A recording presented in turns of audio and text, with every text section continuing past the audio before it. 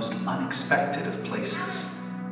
Its whispers would be heard by a ragtag assembly of men, outcasts, huddled on the windswept hills outside the tiny Jewish town. Hundreds of miles away, its glimmers would be seen by a league of scholars, foreigners who gazed into the mysteries of the sky. But first, its promise would be heard in a tiny and isolated town by an ordinary young girl. Hope was on the horizon. Change was coming. A journey toward joy was beginning. But joy often comes as a surprise. Nazareth was a city like any of the small cities that littered the dusty landscape of Galilee. As a town, it was distinct only in its lack of distinction.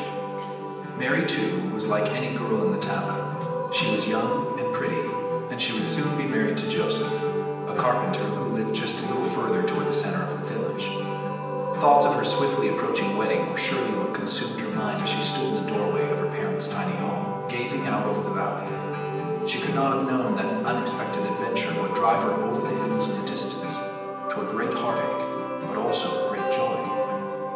As the sun set in the west and the evening settled in shadows upon the city, the night turned to inky darkness. All at once, Mary woke with a start, holding upright from her mat laid out on the floor. Her eyes burned against a brilliant light and she closed them tightly. It made no difference. Pushing herself up against the wall, she cowered there, until a voice spoke. Mary, you needn't be afraid. The angel told Mary that she had found favor with God and that she would give birth to a son. But Mary was confused. How could she have a baby since she was still a virgin? With great patience, the angel explained that through a miracle of God she would be with child, and that the son she would bear would be the Son of God. She considered this for only a moment before answering the angel. My life belongs to God, and I am his servant. May this all come to pass. A moment later, the angel was gone, and the night was still. Mary's heart began to pound. Could it be true? After all this time, was God finally fulfilling his promises? Mary felt the first flutters of something, and in the quiet of the night, her voice broke into song, into rejoicing. Something was on the horizon. With the first signs of dawn, Mary raced to find Joseph. As her story poured out of her, she watched his face turn from worry into disappointment, and finally into a cold resolve. He backed away from her a step at a time, saying nothing. How could he be expected to believe that this baby had not been conceived in some shameful way? And then he was gone, leaving Mary standing in the street alone. Joseph's plan was to end their engagement quietly, but that would be difficult in such a small town. Then, one night, heaven visited the city of Nazareth once again. Joseph, as he lay sleeping fitfully upon his mat, encountered an angel in his dream.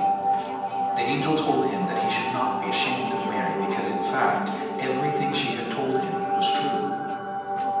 As he awoke, relief flooded Joseph's heart, but he also knew that their tiny village would not understand. They wouldn't believe, just as he hadn't believed. Nazareth was a town of only a few hundred people, and when Mary began to show, news would travel quickly. There would be whispers. There would be shameful looks and barred doors, and the coldness of isolation. But deep inside, there was something else coursing through Joseph's veins. He'd been visited by heaven. God's voice was once again speaking into the world, speaking into his world and Mary's world. Joseph looked from his window and into the night sky above, wondering what might lay beyond the stars, but also wondering what might be so close at hand. A few months later, and hundreds of miles away, other men would be looking into the same sky and considering those stars, but for a very different reason. This group of men were philosophers and scientists, learned men of great prestige and even greater power who looked to the stars searching for meaning and significance. But many nights, as the celestial wonder hung above, they found themselves hushed into silence, struck dumb by the great expanse and their seeming insignificance. On one such night, the silence was suddenly broken as one of the men stood and exclaimed, pointing wildly toward the west. There, hovering a little ways above the horizon, was a star unlike any they'd ever seen. As they squinted their eyes toward the west, they were filled with the excitement that always comes with discovering something new. But one of them was reminded of something very old, something he had once, quite a long time ago. Turning away from the glow of the star, he dashed inside to the darkened library.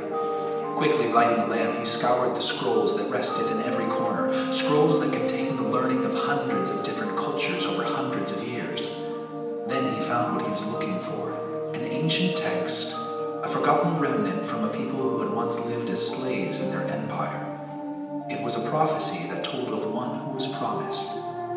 I see him, but not now. I behold him, but not near.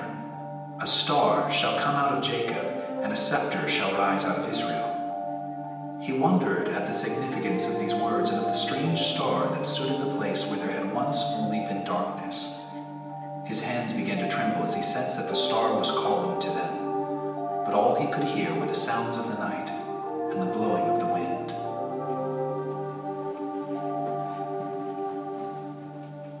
A wind was also blowing outside the tiny town of Bethlehem, and its gusts whipped at the cloaks of a tiny band of shepherds huddled close together on a hill overlooking their flocks.